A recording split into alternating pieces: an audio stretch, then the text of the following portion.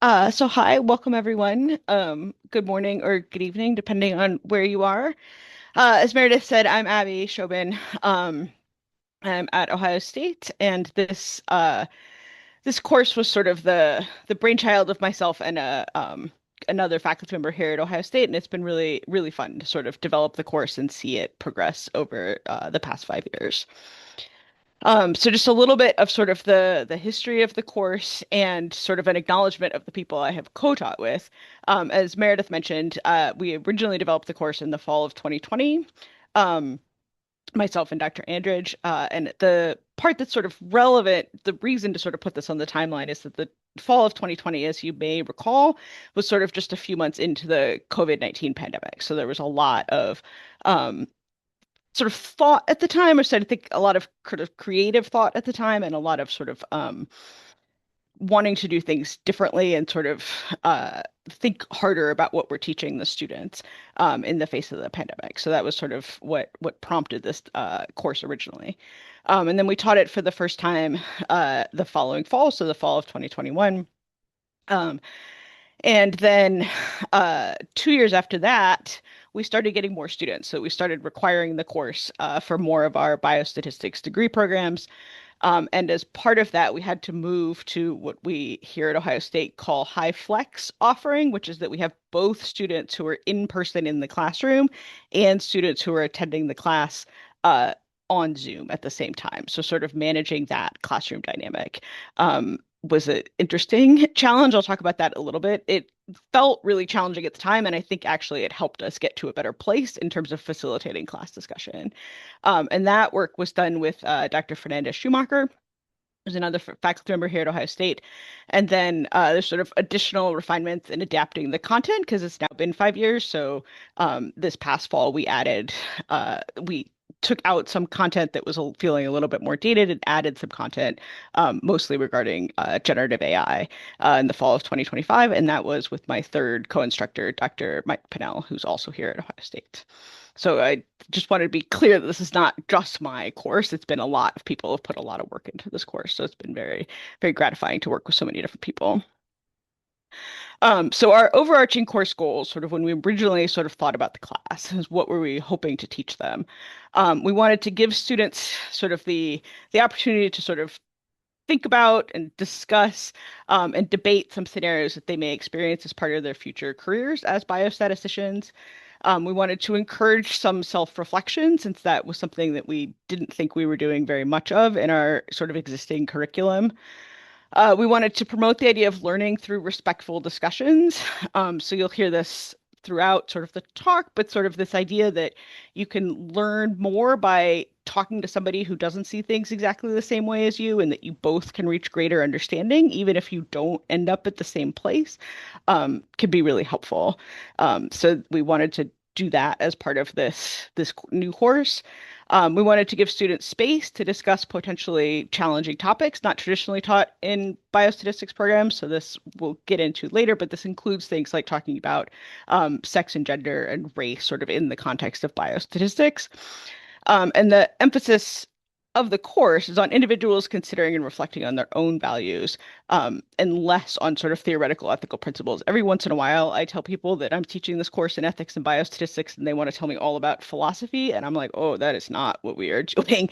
And it's very much sort of it we do I think ethics and biostatistics is the right name, but we're certainly not trying to come up with a framework for like, is this a moral decision and how do you come up with rules and things like that. The philosophy folks can do that. That is not what we are trying to do here. So I just wanted to clarify sort of what we are and aren't trying to do in this class. So the course structure is that it's 1 credit hour. So this is once a week meeting for 55 minutes. As I said, starting in a couple years ago, this now includes both in-person students and online students all at the same time, all as part of the same class. It is letter graded. I'll talk about that in a moment. And there is one final paper that they write at the as sort of their final exam at the end of the semester, reflecting on the top 5 things that they learned in the class. For each class meeting, they read 1 to 2 articles or case studies, and they write a short reflection in response to prompts. So, sort of, the point of writing the reflection is to help them think about things that they think about what they read, make sure that they actually did do the reading, and sort of help prepare them more for class discussion. And then the in-class meeting, this has also evolved over time, but now we start the beginning of class with sort of quick warm-up type questions that we use a program called Top Hat where they log in on their phones and we ask them a question that they can respond to in a multiple choice type fashion. So this, like the very first week of class, before they've even read anything, we ask them things like, um, true or false data or facts, and so they could just respond true or false within their on their cell phone in class, and then it you could present the results to the class right away, and so you can sort of see where people are. And it helps just sort of to like get them into the mood to start class. So that's been really, really useful. And then the rest of the class discussion time is sort of open discussion. I will talk about that moment like in a second, but the sort of the rest of the class time is more traditional class discussion. The letter grade versus pass, no pass. We actually spent a lot of time, Dr. Andrich and I, when we were developing the class, spent a lot of time thinking about this. And we both very much came down on the side of we want this class to be graded. It feels very much like the kind of class that is traditionally not graded, that it's traditionally sort of a pass, no pass class, because like how are you going to grade whether or not someone is like ethical, right? Like that's sort of like a guy said, we don't want it. We're not trying to teach you philosophy. Like we just want you to be reflective. But our concern was very much sort of that if you don't grade it, it starts to feel like this is just a show up and get credit kind of class. And we very much did not want that. We wanted to sort of encourage students to think about this as like, this is actually an important class. You are going to get a grade for it the same way that you're getting a grade for, your stat theory class. And we felt like students would take it much more seriously and put a lot more effort in than if it was pass fail. Um, and the other problem with pass no pass is that I think I certainly am guilty of it. I think a lot of faculty are guilty of it. It's like you don't, when it's pass no pass, you don't actually think about what it means to pass versus not pass. You just sort of assume that everybody's going to show up and they're going to pass. Um, and then you can get into situations where like they're not doing that. And like, how do you know that that's enough to like not pass? Whereas grading it made everything much more serious. So the students take it much more seriously. And I think we as instructors take it much more seriously because it really forced us to come up with real rubrics for how are we going to grade these reflections before the start of class? How are we going to grade class participation? How are we going to grade their final papers? These sort of top 5 things that I learned. We're not grading like, oh, you learned more than the student, so you get an A and you get a B. Like that's not what we're doing, but we did come up with ways um, to judge sort of the overall quality of the writing and the quality of the reflections that we think is much more useful. And we've been very, very happy with that decision. And I will say that not all students get an A in this class. Most of them do. Most of them do fine, and that's I think what our overarching goal is with grading it, but not all of them do. So it's been really, really helpful. So some examples of weekly topics. These are sort of from the first half of the class. There's sort of research misconduct and conflicts of interest. There's data sharing, so data integrity and stewardship. There's ethical issues in study design, most of which revolves around the issue of consent and when is it okay um, to sort of not always get consent. There's a really interesting article that they read about that. There's ethical issues in data analysis. So these are things like p-hacking or sort of repeated looks at the data and whether or not blinding analyses would be more helpful. They read the American Statistical Association has principles of ethics and statistics. So these are ethical guidelines that the students read. These days, they read it roughly midway through the semester. And that's been quite interesting, actually. And we've talked about sort of authorship things in medical papers. So some example readings from these. The first one, the randomized control trial of vitamin D supplementation in children with autism spectrum disorder. That sounds like, why are you reading that in ethics class? And the answer is that this eventually got retracted. So it's a really interesting case of sort of relatively recent research misconduct. Like it does not appear to be deliberate fraud, although no one knows that. And uh, the authors of this paper were giving children with autism spectrum disorder vitamin D and seeing like tremendously huge effects. And the sort of the interesting thing about this particular case is that one, it's not so obvious deliberate misconduct that it's like, oh, no one would ever do that. So like you could sort of see how this starts to happen. Um, and it was actually caught by some readers who were like, these are huge effects. Like there's no way that this is what's happening. That sort of is an interesting sort of catch from looking at the detailed statistics that are in the table and sort of seeing that this is what the effects are. So they tend to have pretty interesting discussions about that issue. And then the next one down, the Gelman article, is a piece by Andrew Gelman talking about sort of when he was in graduate school, he wanted data from someone, so he like wrote a letter demanding that this person send him the data. And this was back in like the 1980s, so like it wasn't straightforward that they could have the data. And so we start talking about that. And it's Andrew Gelman, so you can imagine that's sort of written in a way that prompts a lot of discussion from the students. Um, and then this third piece here is a piece about sort of the p hacking, the idea of multiple testing, and sort of what do we do about this? The case study is one that I actually wrote that sort of is just to give them a sense of you're working as a collaborative statistician and like you go and you meet with the investigator and they give you this is what you're going to do for the analysis. And then you come back and they're like, oh, just kidding. Like, I want to look at this and this instead. And then you go and do that and you're like, okay, this is fine. And then you go back and like, lo and behold, the person you were meeting with like reports to a higher level uh, PI or higher level sort of attending physician who says, "Oh, this is all wrong. Like you should have been using this outcome instead." And the sort of idea is to give the students a sense of sort of what does that look like in practice? Does this actually happen in practice, and how could they handle that situation in the future? So that's been pretty fun. And then I've already mentioned the ethical guidelines for statistical practice, put out by the American Statistical Association. So these are just some sample discussion prompts. So I won't read all of these out to you, but sort of the idea of these prompts is to sort of help the students think about their own sort of take on things and their own experiences. And we have sort of learned over time that sort of the more we prompt them with like your own how do things from your own experience relate to this, the better the answers are. So like the how does this resonate with your own personal experiences, or um, what parts of your personal and professional background affect that opinion, is sort of they're supposed to be including this throughout, and we found that they had a hard time writing self-reflections if we didn't explicitly put it in the prompts sort of every time. So this is what we've learned over the past few years.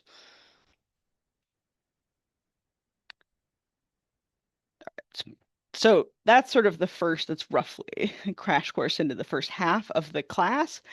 Um, and the sort of the nice thing about doing it this way, so the first few weeks sort of focus on easier in quotes, because like I don't think there's easy answers to these questions, but sort of easier to discuss, typically easier to discuss questions, and sort of more scientific topics, such as this is a research misconduct, this is data sharing, this is p hacking, that sort of thing. You sort of get them into the mindset of like we can have these discussions, and this creates sort of a natural bridge to harder, more humanities type topics, such as measuring sex, race, and gender, including race and sex or gender in multivariable models, and studying vulnerable populations. So it's sort of these, if we'd started with these topics down at the bottom, I think we would have a much harder time getting the students like to feel more comfortable in discussion. By saving them for the second half of class, they've sort of already gotten used to how discussions work, and they're starting to feel more comfortable with each other. And I think that leads to more honest and more open discussions of these sort of traditionally harder topics. So these are the topics from the sort of second half of class. We have challenges in measuring people gender, challenges in measuring people race. Again, we're teaching in Ohio, so like this is a very sort of American view of these kinds of issues. Considerations when including race in multivariable models, considerations for vulnerable populations, and questions around authorship and the use of generative AI. So then some readings from this part of the class.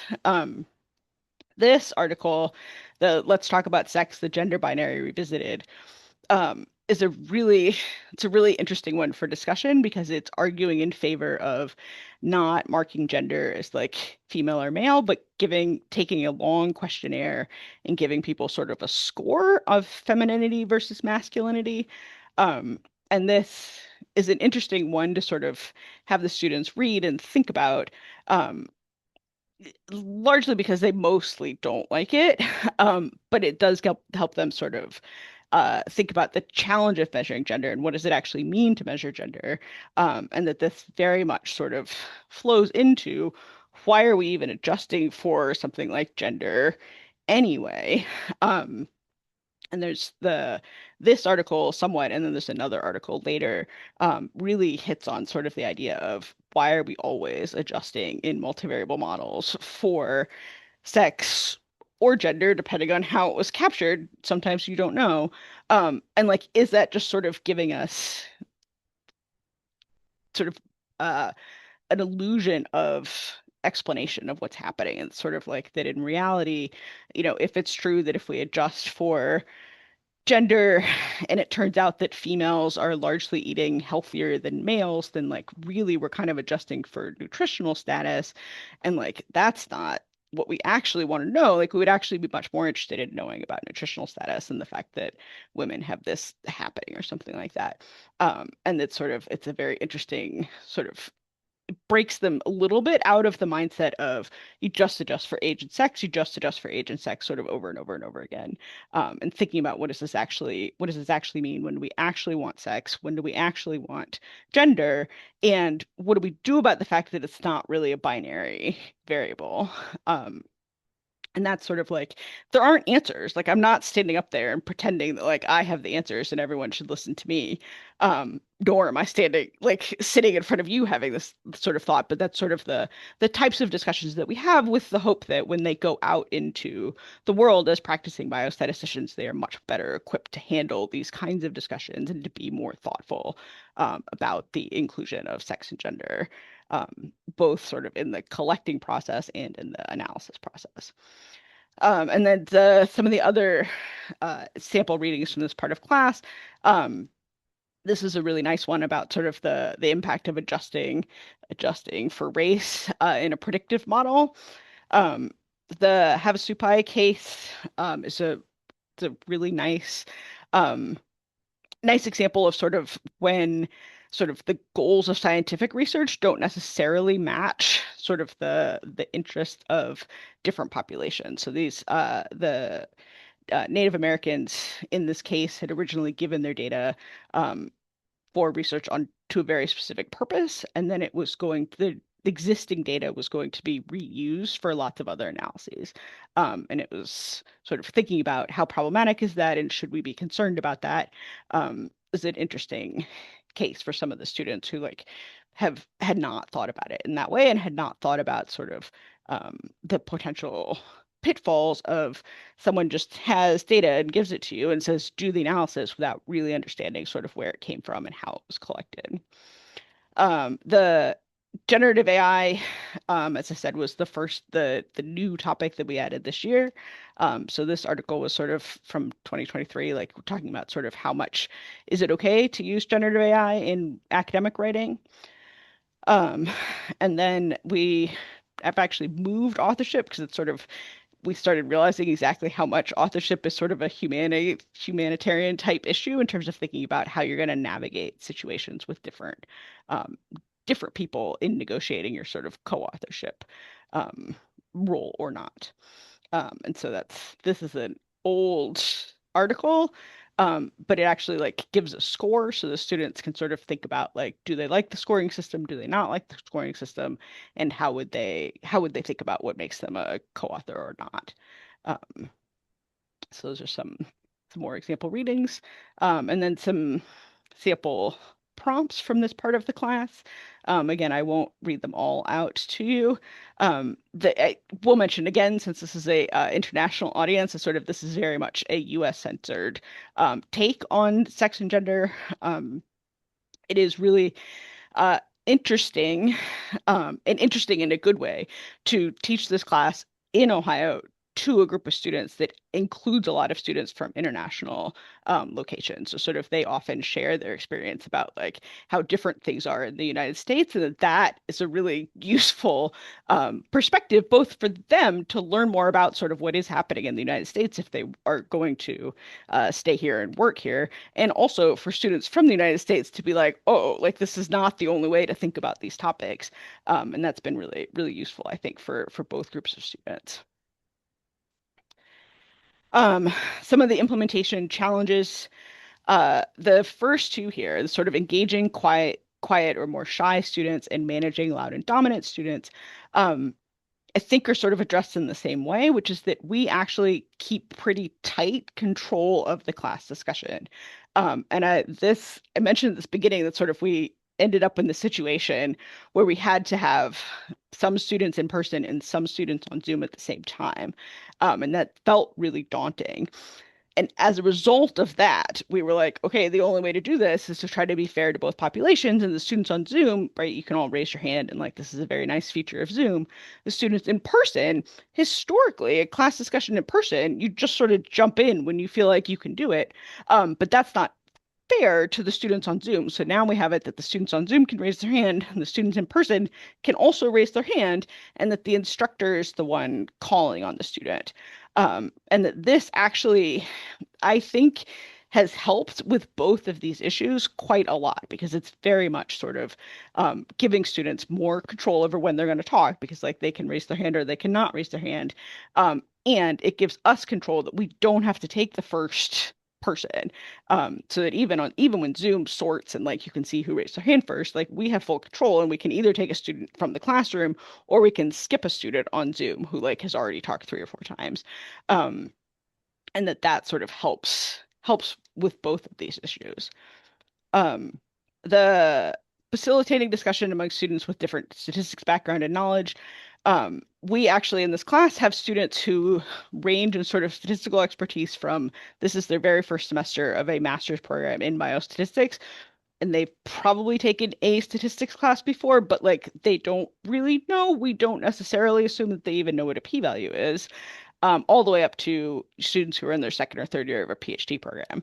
And so part of this is to sort of make sure that the readings are accessible to the students with less statistical background, and to really emphasize this benefit of hearing from different perspectives. The creating space for respectful disagreement.